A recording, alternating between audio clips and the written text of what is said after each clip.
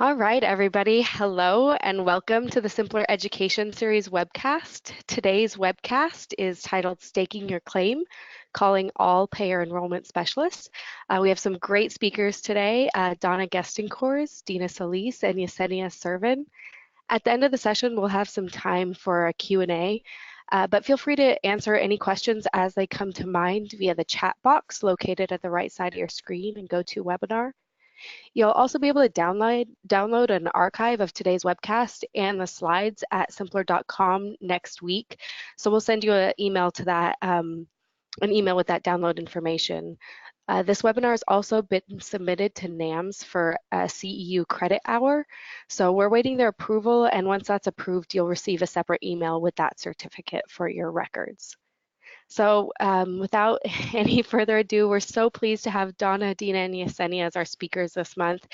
Donna has over 43 years of experience in the industry, and her and her team are looking forward to sharing their knowledge with us today. So go ahead and take it away, Donna.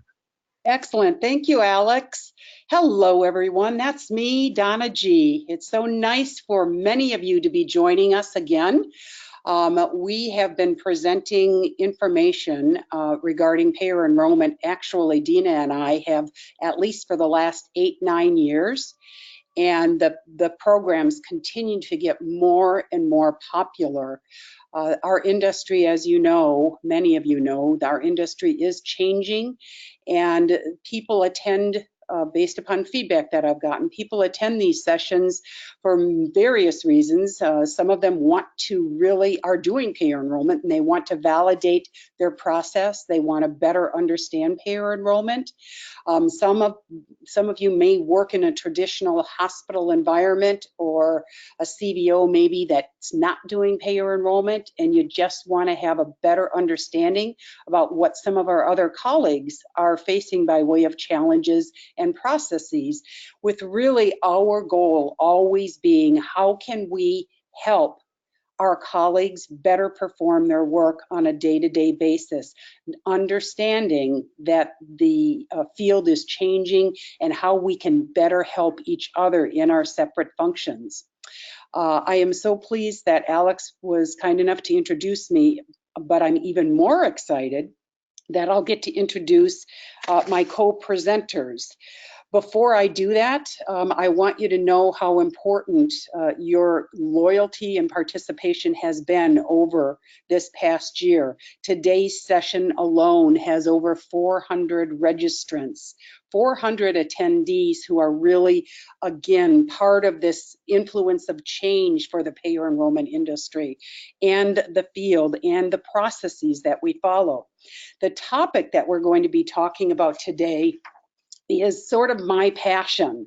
And I think I'm going to try to control myself as I'm presenting, because I love to talk about career development for our colleagues, for people who are doing payer enrollment or MSPs, again, working in other environments, because what we're going to share today is really that behind the scenes look on what these administrators are looking by way of talent and expertise in the payer enrollment specialist and in the payer enrollment field. Those individuals who are going to help present this valuable information to you are my co-presenters. I'd like to ask Dina to just do a big shout out to our listeners. Dina? Thank you, Donna. Thank you, Alex and symplr, for this wonderful opportunity to share from our experiences. I'd like to also thank everyone for tuning in today. I'm excited for our program and hope everyone enjoys and learns from the information.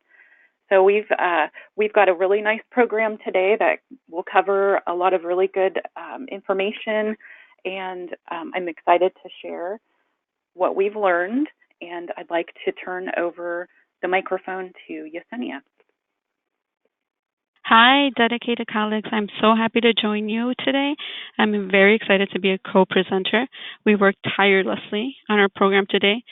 And like Donna said, we might be so excited that we'd have to contain ourselves during the session because we get ahead of ourselves. We get so excited about growth development, payer enrollment, and MSP development. So thank you so much for joining us. And this program really is part of our education and training platform through the Payer Enrollment Institute. So if you have a need for training and you want to better understand what payer enrollment really means to the medical staff services industry, check us out on our website. This program is being produced and really sponsored by the symplr organization. This is a complimentary webinar, and we've been doing webinars for symplr for I think it's close to 5 years. So we truly are getting that name recognition with their users, and we come together, right? Really, because of your voice and what you say you need to hear by way of competency building. So know that this is really a team effort. The things that we're going to cover today really are as reflected on the screen. We're going to describe for you what the scope of a payer enrollment specialist might look like. We're going to help describe 5 key traits that healthcare administration is looking when they're hiring or recruiting payer enrollment specialists. And then we're going to identify 3 payer enrollment training trends. And this comes directly, again, all of this information comes directly from the field by our interviews of payer enrollment management people and healthcare administrators. So as we always do in these last 5 years we've been spending time with you, we really want you to prepare yourself to take in new information, challenge yourself by rethinking maybe how you're approaching your job, how you're approaching your career, and your ability to absorb and learn from each other. So really, by attending this program, you really are taking that step of power and of empowerment, because we're going to help educate you on payer enrollment.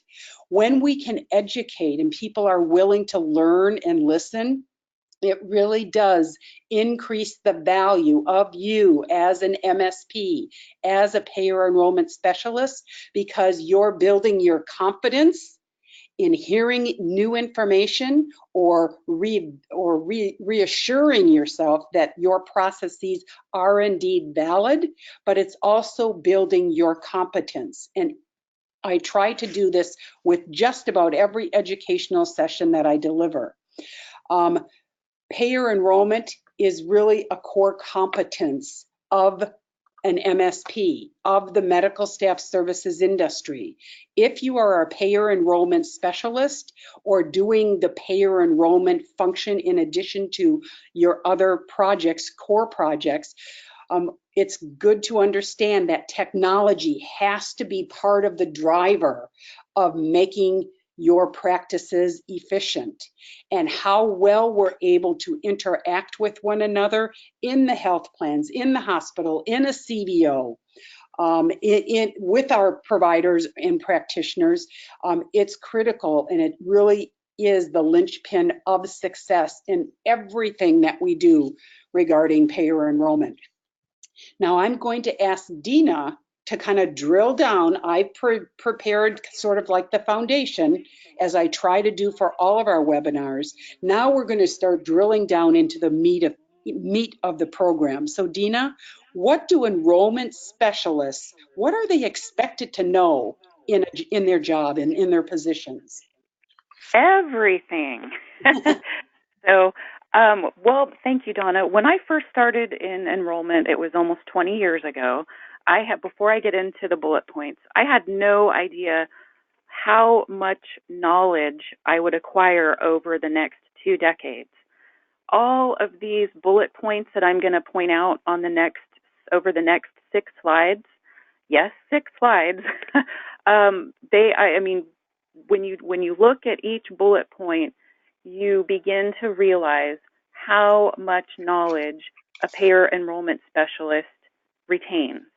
And if you've been in the business for as long as the speakers have, we are so fortunate that we have the resources that we do today, because back then we really had to attain this knowledge really from trial and error method. That's kind of in my personal experience, that's how I was able to attain all of this knowledge in all of these bullet points. I was actually referred to as having tribal knowledge in one of my previous positions. And if you're not aware of what tribal knowledge is by definition, it's really information or knowledge that's known within a tribe, but often unknown outside of the tribe.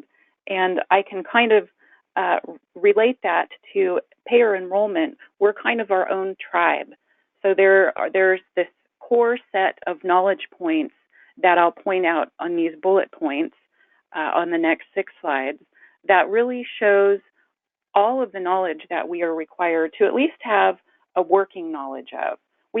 This may not be an all-encompassing list, but if you look at the first bullet, we know the difference between enrollment and credentialing. We know key definitions and terms of acronyms that are commonly used. We need to be aware of processes, which can vary greatly by payer, all of the payer requirements, all of the applications that are required by each payer, whether or not they are able to accept rosters, whether or not your organization can become delegated with that payer. The recredentialing requirements, you're required to have a working knowledge of their timeframes, due dates, what their processes are, which we know all of this can greatly vary by payer. Looking at how to report changes of information. So if you're a provider, if your office changes addresses, or if there's additions or terminations in your staff, a change of ownership, you are required to understand what those processes, or at least find out what those processes are with your payers, and to be able to report them efficiently and effectively and timely. Letters of interest. If your payer requires a letter of interest, you are required to know what needs to go into that and how to write a letter of interest effectively, so that your payers are looking at your providers and seeing the value that your provider can bring to the network. So in this slide, we're looking at working knowledge of governmental and private payers. We all, as enrollment specialists, we all need to know Medicare, what their requirements are for Medicare. If you're working with providers that are in multiple states, you need to know the requirements and processes and timeframes and all the nuances of each state Medicaid and the private payers within those states.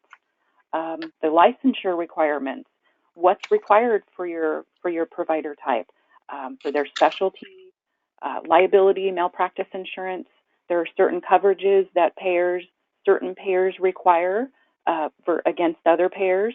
Some payers require having being listed additional insured. So you really, as enrollment specialists, are required to know a lot of information about all of these different bullet points. How Medicare works, the Medicare administrative contractors, all of the jurisdictions. How does that look versus Medicare Advantage payers, knowing the differences between those types of payers. State Medicaids, as I mentioned before, and all of their the managed Medicaid organizations that administer state Medicaid in each geographic area. How to overcome network denials, that's a very important skill set to have. When I first started in enrollment almost 20 years ago, I really didn't understand what options were available. And we have, fortunately now, we have educational options like this. And we have done, through TMG, we have done webinars that help highlight and give some resources of it and tips on how to overcome network denials.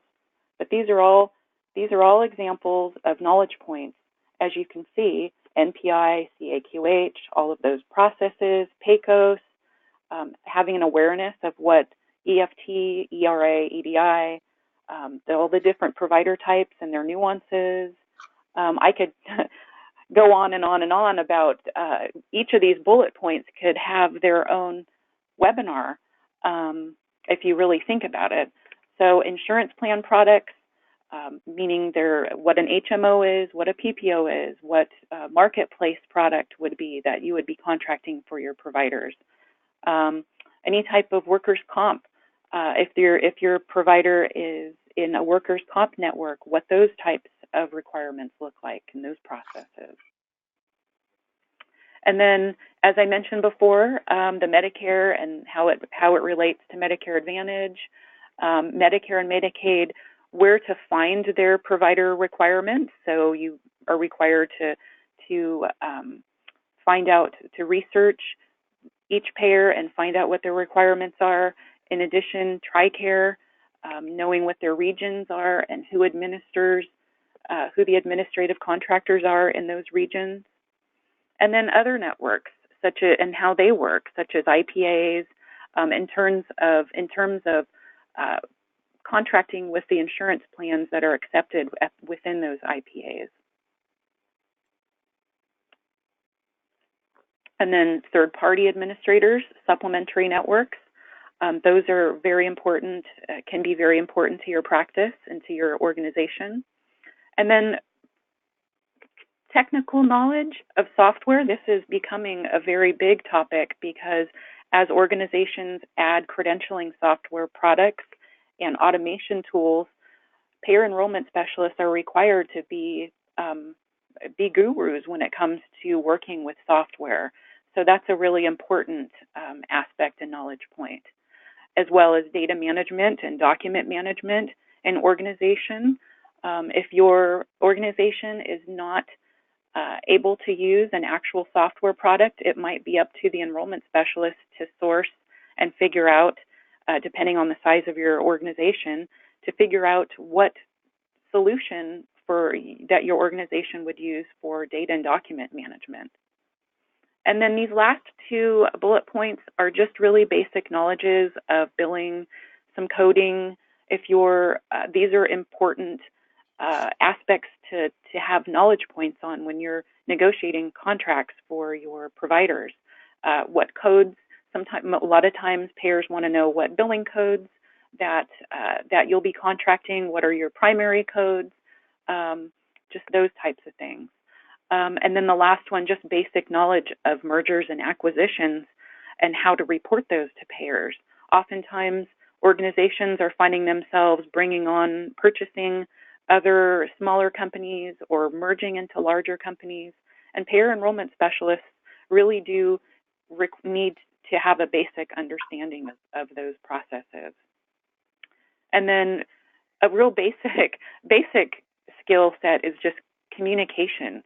I just can't, here I'm having trouble here, but I can't emphasize enough the clear and concise and error-free written and verbal communication skills that are required of enrollment specialists, because we are constantly having to communicate with payers. We're having to be the go-between and liaison between the providers and all stakeholders, really.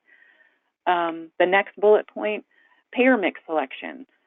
This is really kind of depends on your organization, but in my business, I'm a consultant and I help healthcare providers across the United States. I am usually having to help strategize which payers my providers should be contracted with. So just having an awareness of where to find tools like this and where to find information such as payer mix is important to know. And then contact info. We maintain, as enrollment specialists, our contacts list is probably miles long. We have contacts for all kinds of external agencies, payers, CAQH. You might have contacts for. Managing all of these contacts is very important to help keep your processes smooth. And then also overcoming enrollment challenges with solutions. We really have to be basically ninjas when it comes to knowing how to overcome our challenges. So this is really important. And we've also, TMG has offered many webinars and informational pieces on overcoming common challenges with solutions. So, and then also find where to find educational resources. Like I said, TMG, symplr. We have library of information on our websites that we have found very helpful in sharing with our community. So the next slide. Dina, before you advance, I would like to draw everyone's attention to the graphic on this particular slide. Knowledge is power. So all of the bullets that you've just referenced in these various slides, these are tools for every listener when they're building a job description. You may want to include all or some of these components when building a job description, or validate your existing job description and determine if there are some gaps that you're not getting credit for because you're performing the work. And this would also be a wonderful tool as you're orienting new team members. You can go through this list to give them a big picture. This is not an inclusive list, as Dina said, but it's the big picture on all of the different pathways or all of the different tracks of knowledge that we as payer enrollment specialists have to know. And once we get in the groove, as Dina said, back when she started, it was just by trial and error. So you already have a step up from where many people started in the industry. So let's help each other out, right? By continuing to augment and build this basis of information for people to learn and grow in. And so with that, I'm going to ask Yesenia now. Dina's kind of touched on those knowledge points, the low-hanging fruit knowledge points. Now I'm going to ask Yesenia to really talk again about, okay, well, I understand what things I need to know in order to be an effective payer enrollment specialist, but really, what is the scope of work that I'm performing on a day-by-day basis? Right. Thank you so much, Dina. That was so good. Thank you, Donna. So this here is really a job description, like a bird's eye view, right? It's very general. It doesn't give you the minutia that we're in every single day. But one of the most urgent matters is understanding the payer enrollment requirements for federal, state enrollments, and commercial payers. So Dina mentioned that she talked about understanding Medicare, understanding Medicare Advantage, understanding if your organization is taking Medicaid, if you do out-of-state Medicaid, and then there's so much detail under each one of those, right? Like, for instance, if you're doing out-of-state Medicaid, do the bordering states have a border enrollment? Or are you all considered out-of-state enrollment, and so you have to follow the same process? There's so many questions to ask with every single payer. So it's important to understand all of these payers. And wouldn't it be nice if we could write our own job description? Some of us do have the power to do so, but others, you have to stick to the very generalized version that you're given by your employer. So let's keep going. What is another urgent point that a payer enrollment specialist is responsible for? Follow-up, right? That's huge. Follow-up includes approval, includes verifying directory. It's not just, okay, here's your effective date. No, there's even more after that. You need to continue with internal and external audits. You need to verify their directory. I heard a professional recently tell me, you're just wasting your time if you're having your payer enrollment specialist randomly audit the payer directories. Honestly, you're not. This is information that as a payer enrollment specialist, you own. So you have to make sure that everything you've submitted to the payer is clean and that they're actually valuing this clean information and they've provided the integrity of it on their directory. There's not, any flipped specialty, any flipped phone numbers, any flipped practice information. So yes, we do own it and we do have to make sure that the quality is out there. So like I mentioned, your job description and the scope of your work will not really get into the day-to-day task that you have to do, but as a pro, you know that you're doing the follow-up. There's numerous details that we must be attentive to.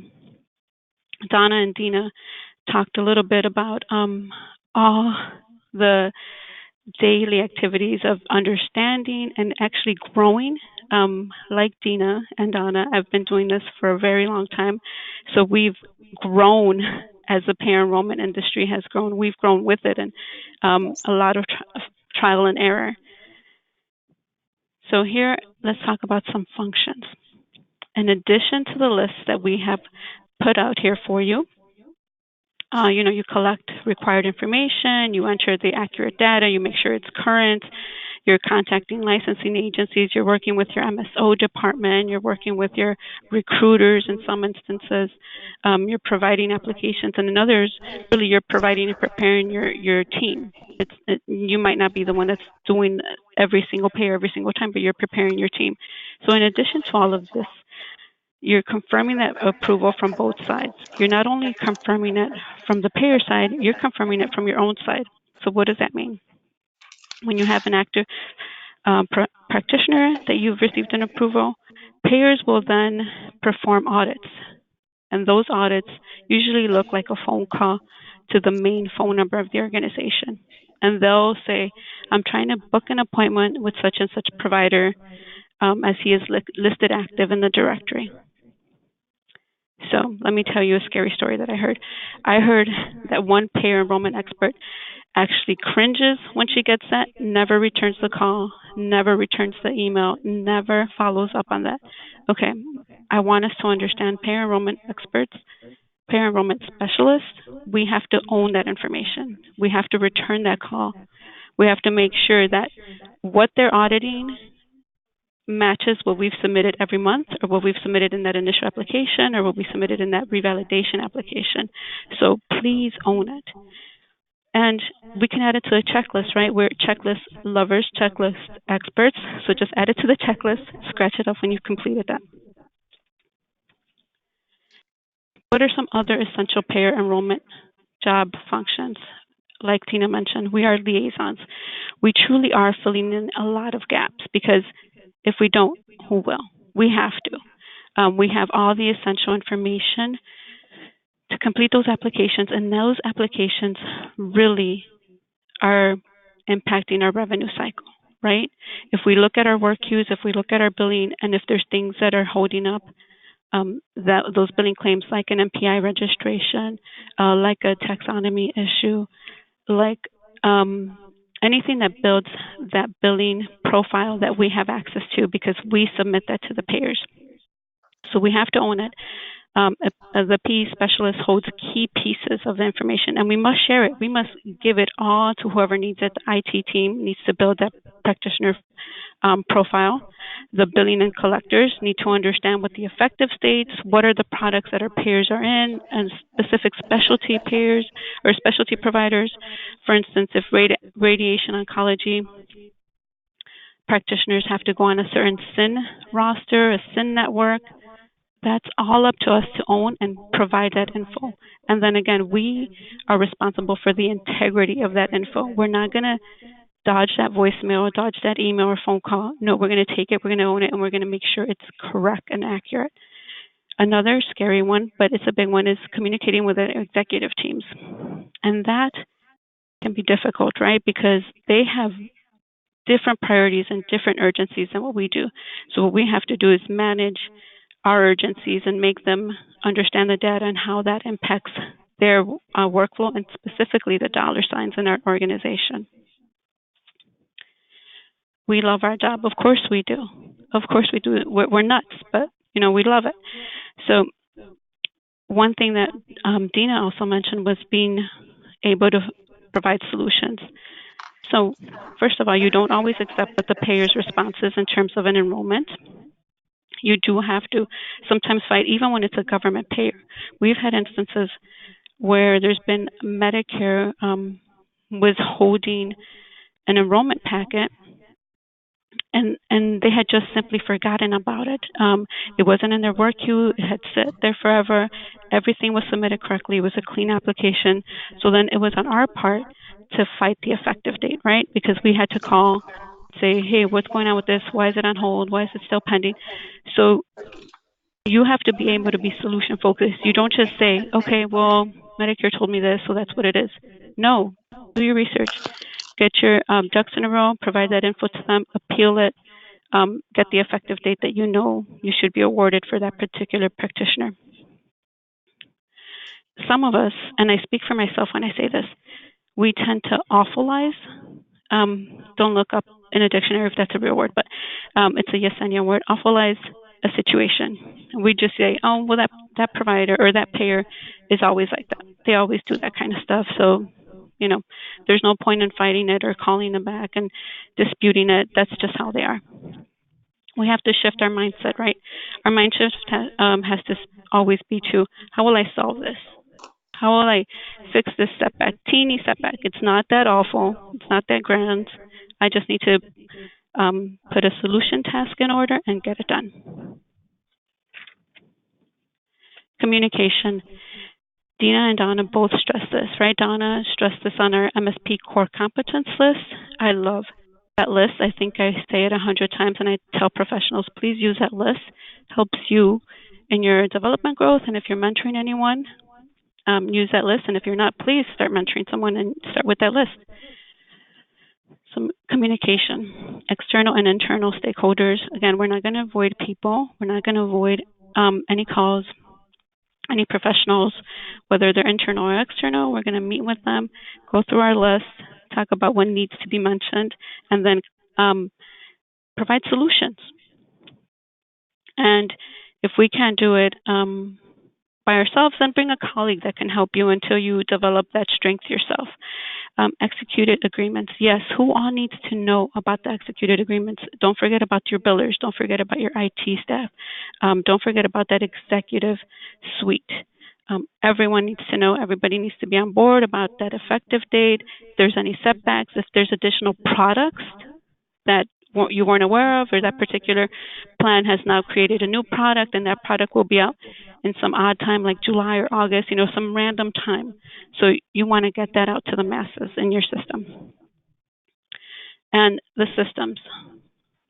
So this is one thing that Dina also mentioned. We do become software pros, right? We do become systems pros because we know what the system needs to hold, and we know what the system needs to put out in order to have successful revenue flow. So this is something that you really should include in your job description.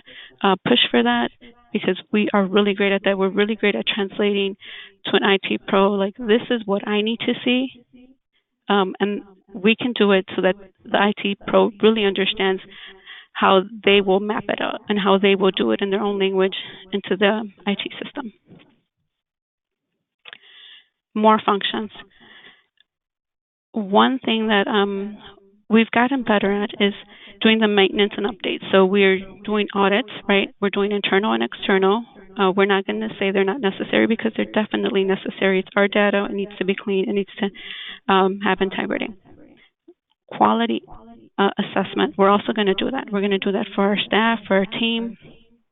And you can actually do it for people outside of your team. If you have consistent errors between a specific team, whether that be the IT team, the billing team, the collector team, you can have that quality assessment so that you can target where the issues are and then work together with those teams to make sure those are fixed.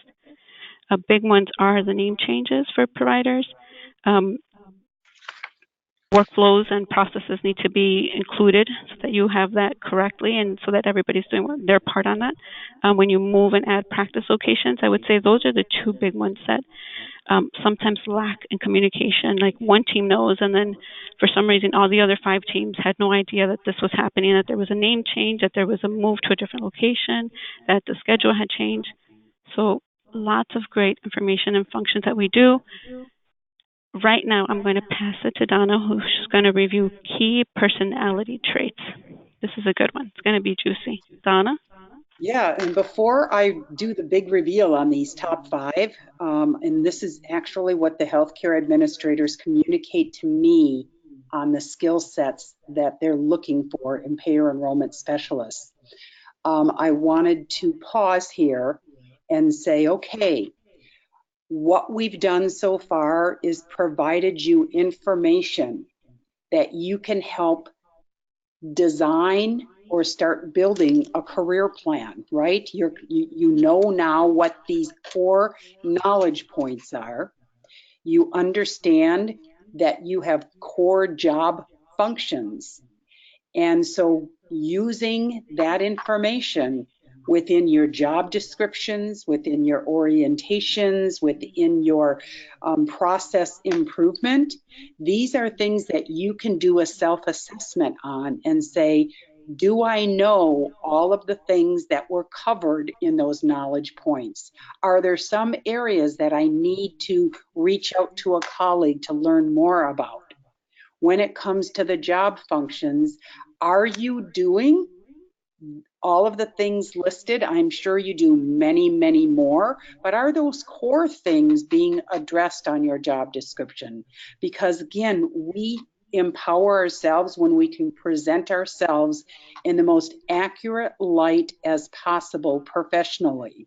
Now, we're all kind of geared, or I shouldn't say all, but many of us are geared to sort of like a job description template. And we have some degree of latitude on the things that we put into that job description. So again, these are just salient points that you can consider as you're looking at your competence within the payer enrollment area. When we're looking at what these administrators are asking for in that interview and in that recruitment phase, I'm going to roll these out to you, right? Now, some of these might be slam dunks for you, but some of them might be, oh gosh, I never heard it put necessarily in that reference, that frame of reference.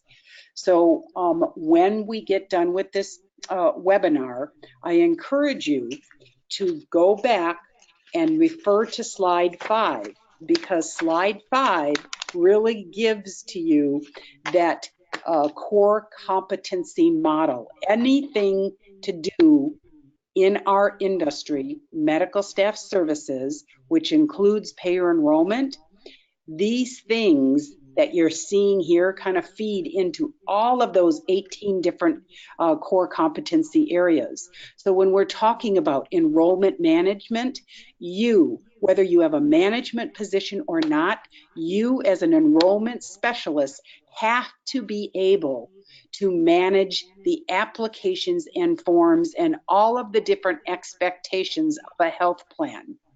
You have to be able to comply with whatever regulations or whatever requirements are coming your way. So you have to be the manager of compliance when it comes to payer enrollment requirements.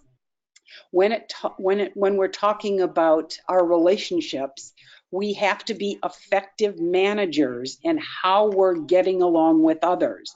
Are we good team players? Are we good networkers? Do we have the ability to say, you know, I know what you're asking me to do, but I'm not sure I've done that in that way before, or I'm not sure I understand all of the pieces that are in that particular step. So being able to really communicate clearly with others about what you need and about meeting the needs of other people in order to get the job done. When you're payer enrollment specialist, golly, you have all kinds of to-dos that have to get taken care of in order to enroll a practitioner.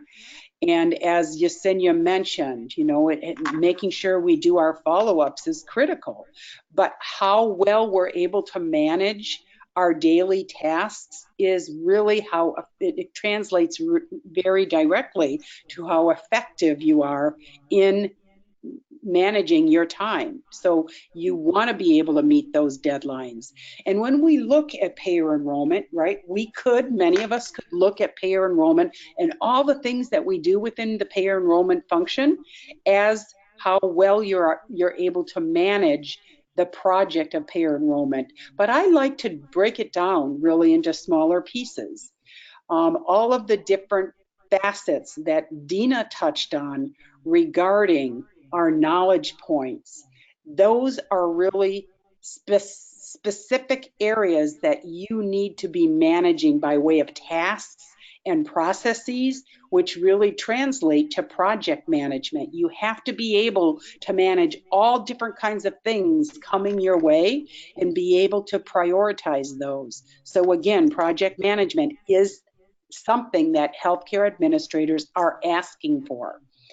Also, as referenced, data and document management. We get a whole heck of a lot of documents coming our way, so we have to be able to manage that, whether it's through the paper, actually touching these papers, or whether we're doing it electronically. How your systems are organized will make a difference.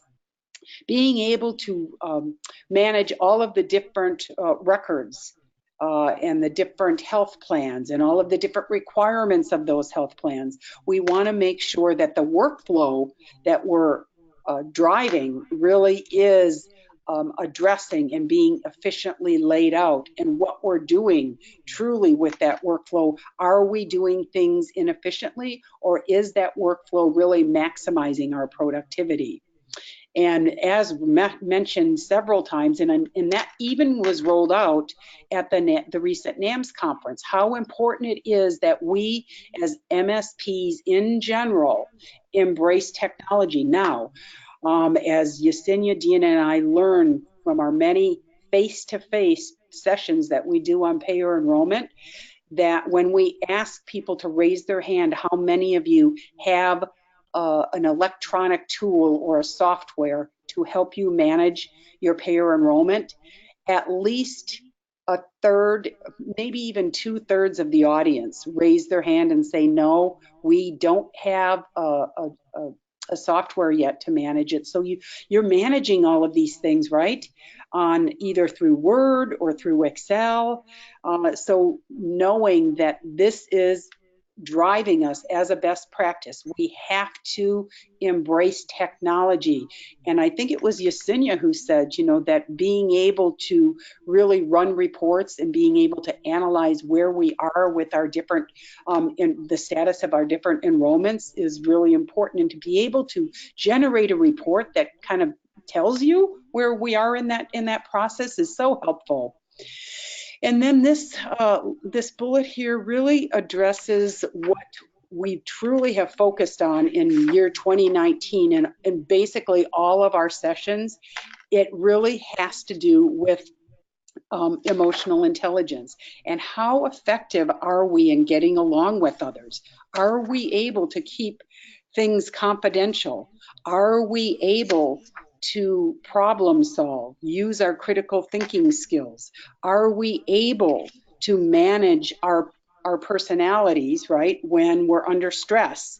Are we doing it in an effective and a healthy way, or are we having a bad day and routinely going home and overeating and you know, the old adage, well, you know, your boss lets you feel kind of deflated about a project that you really worked on. And so the theory is that the boss kicks you and then you go home and then you kick your dog. And we want there to be gentleness and kindness in the world. So we truly have a responsibility in trying to be as healthy and professional in our interactions as possible.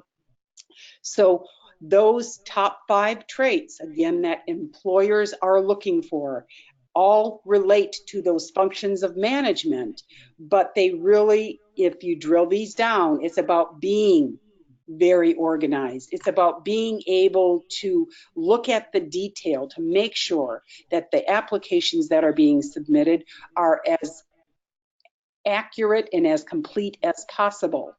They're looking at people to be self-starters and taking initiatives in their work processes, and to have very strong communication skills, as well as being flexible. There's so many changes happening in healthcare when it comes to payer enrollment.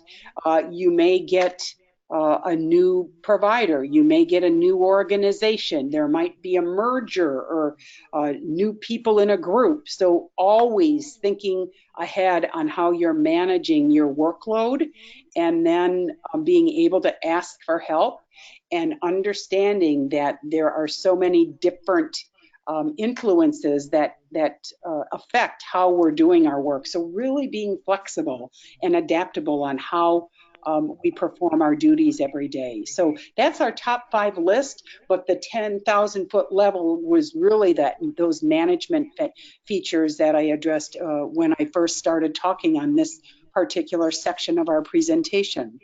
Now I'm going to roll this over to Dina so she can talk to us again about training, because as we learned, training is very, very scant within our industry. There's not, it's kind of sporadic, and there are a couple of sources that people can go to, but we really wanted to dedicate a portion of our presentation to say there is so much more out there than there used to be. So Dina, take it away, please. Thank you, Donna. Boy, everything that we've covered so far, Donna, Yesenia, and myself, really has helped paint the picture of, no wonder why we're all so busy, and we're all so, I don't want to say stressed out, but it can be our role as enrollment specialists it's very important role in our healthcare organizations, and it's no wonder why we wanted to dedicate a portion of this presentation to highlight some resources for all of us payer enrollment ninjas. This is just a sample list that I came up with. That not sample list, but basically the short list of resources that are available.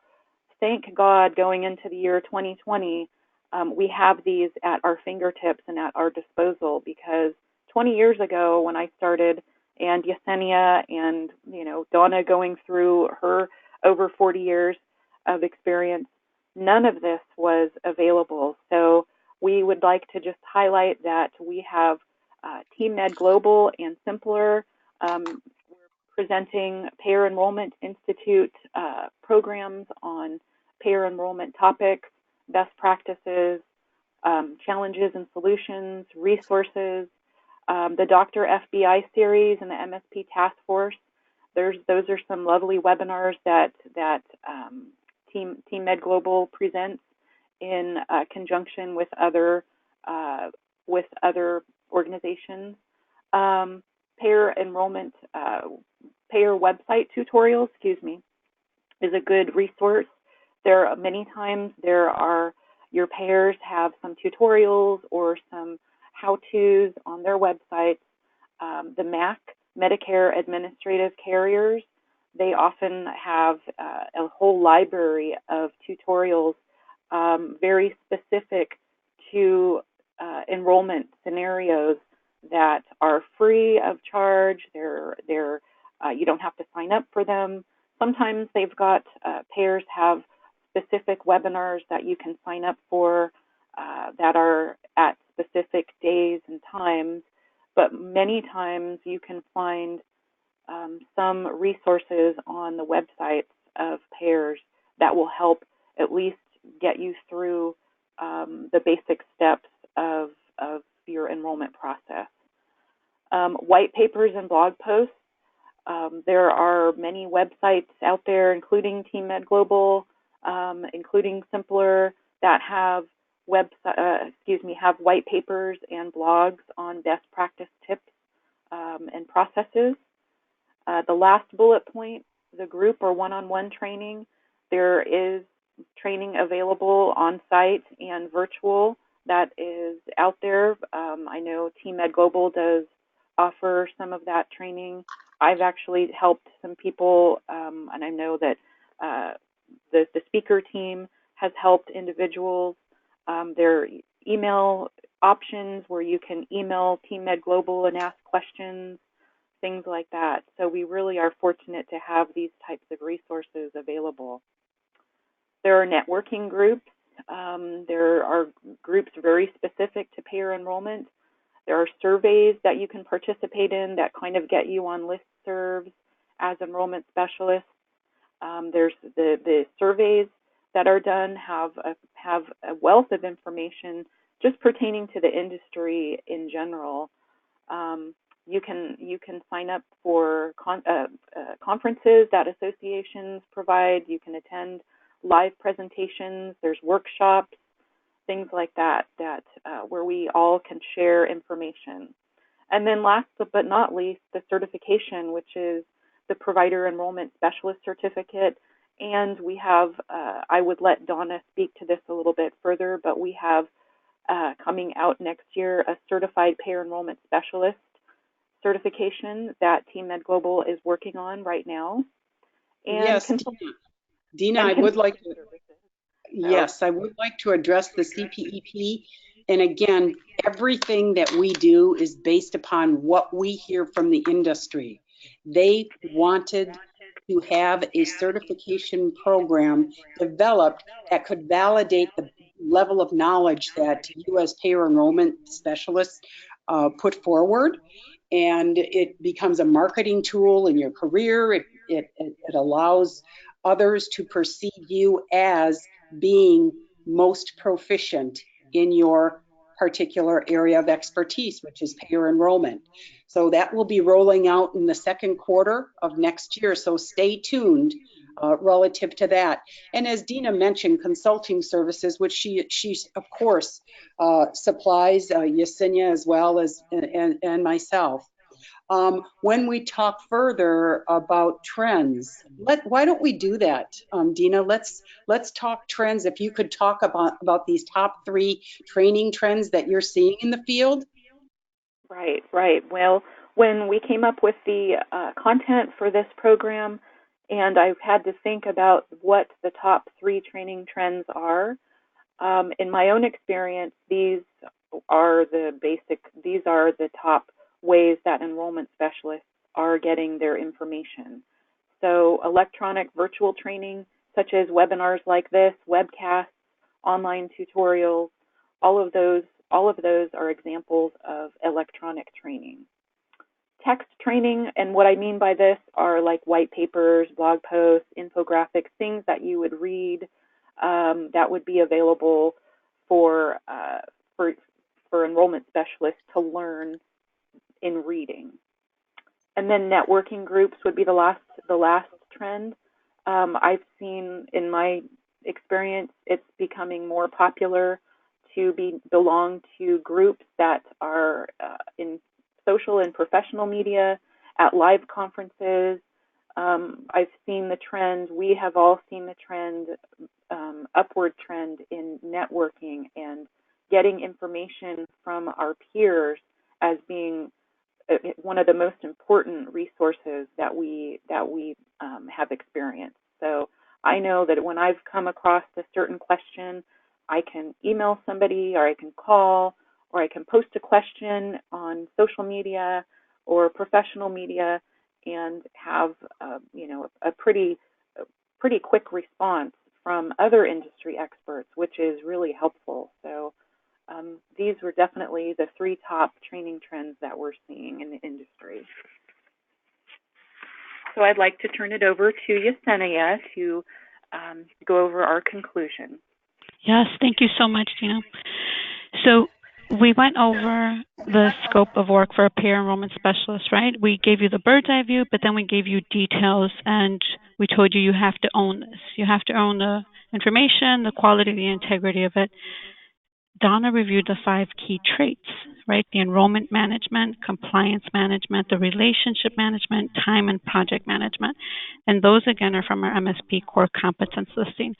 So you want to hone in on these, grow these, and then once you grow them and are pretty competent in them, you're going to mentor someone and give them that MSP core competence list and work on these 5 traits with them, and you're just going to keep growing mentees, right?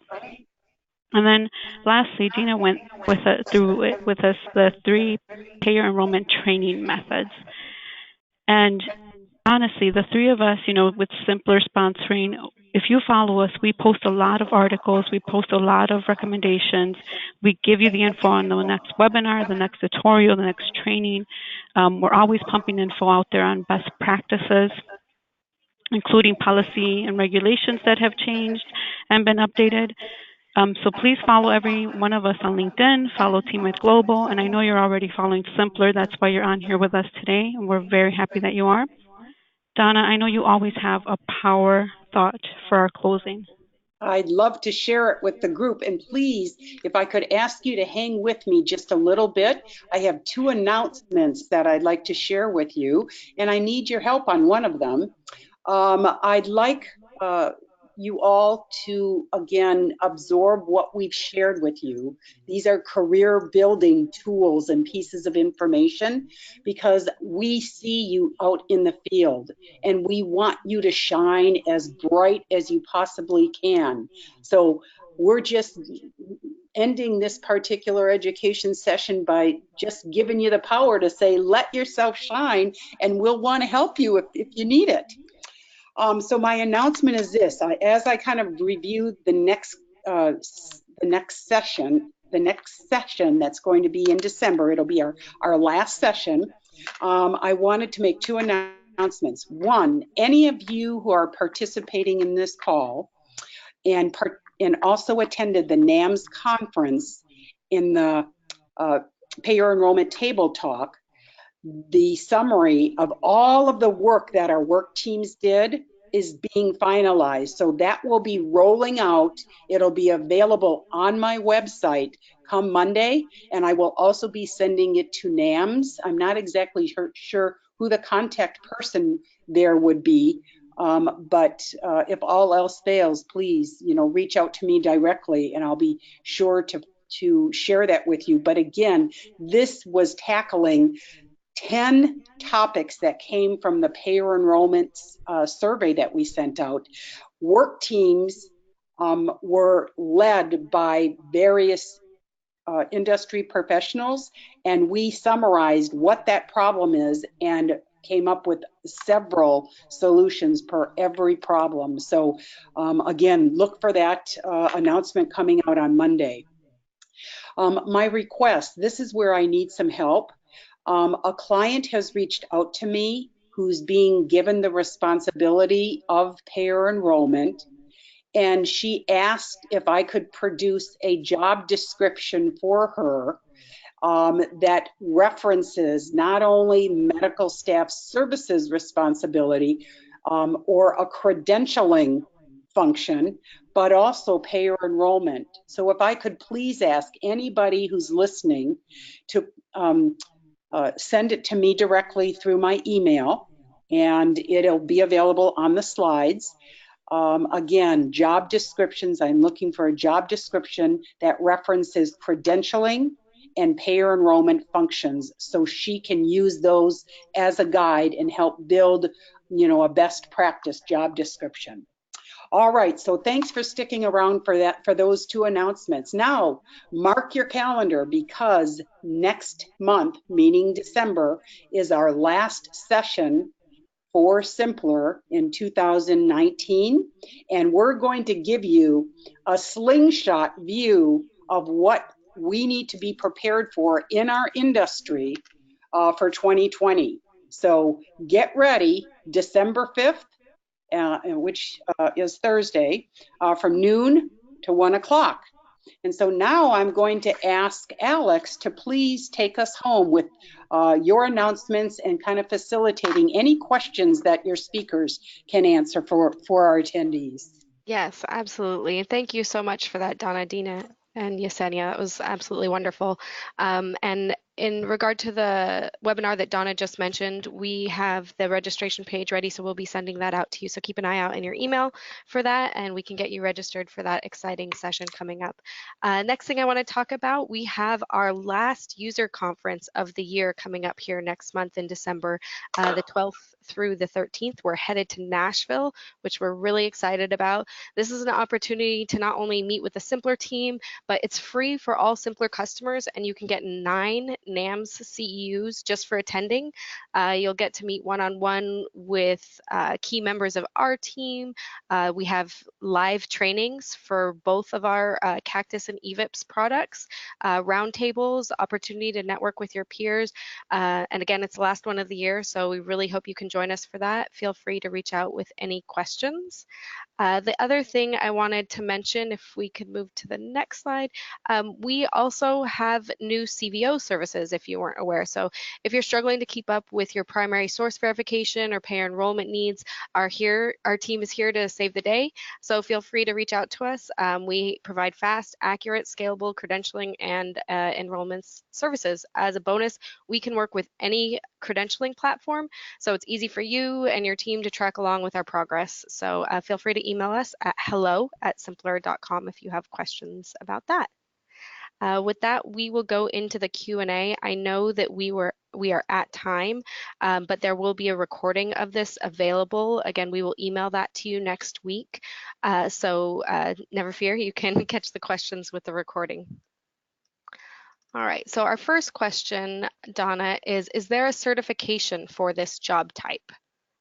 Oh, well, that was already addressed. It's the CPEP certification. It's in the process of being built, meaning the curriculum for the class, and these will be online classes, and of course, by special request, they will be, they can be on site as well, but they're designed initially to be online classes, and at the end of the class time, there will be a certification exam, and I am working right now. My team and I, actually, Dina and Yesenia happen to be one of 5 people, but I'm working with my team right now in interviewing testing centers that would authenticate the exam that we're in the process of building. Great, thank you. So this next one is more of an ask for suggestions. It comes from Stacy, and Stacy says, in regard to payer enrollment specialists being responsible for payer directories, I would love to hear suggestions about how to get the directories correct. I have followed up with the payers and they have the data, they just aren't getting the directory correct. This is such an ongoing issue. Dina, could you take that one? Well, I have come across this before, and I mean, it just really takes escalating it within the payer organization, escalating it as far as you can, and just staying on top of the payers, unless Yesenia has another suggestion. I suggest we come up with another whole webinar just for that. But yes, I agree with you, Dina. Escalating it internally and escalating at the payers as well. I mean, it's why we always say follow-up, right? Like follow-up is really a lot of what we do every day in our work. And I think just acknowledging that most everyone that I talk to expressed that as a frustration. Yep. So yep. Please don't feel alone. All right, our next question is regarding payer directory calls. When 10 payers are asking us to confirm their directory for an organization with 1,300 plus providers and hundreds of locations, it would take a full-time FTE to keep up with. Our stance is that these directories belong to the payer and they are fined if it is not correct. We send these payers quarterly full files that we ask them to run up against their directory.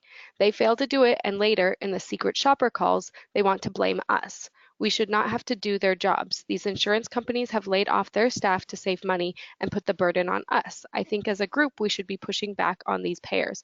Does anyone else push back on these requests? I love it. Yeah, I love it. It sounds so good. You sound as passionate as we do. So yes, and you know what I think one of the keys is getting that into the contract. Let's get that auditing information and language into the contract so that we are not required to do that many providers. For us, we're a very, very large health system as well. We probably do 5 a month. We probably get 5 calls a month. So if they're doing way more than that, you definitely have to get that language into the contract. So that's when you have that relationship management with your executive suite. And talk about the money and all the time it's costing. Alex, how about one more? Because then we're at about like the 1:05, or at Nope, least my that's time. actually it, Donna. We're good with questions. A couple of the other ones were about the slide deck, and so, like I Okay, mentioned, we have the recording and the deck. It will be sent to everybody here today. perfect. Well, again, thank you all to our loyal listeners. You make it all possible. We love presenting new information for you, so keep the suggestions coming. See you next time. Awesome. Thanks, everybody.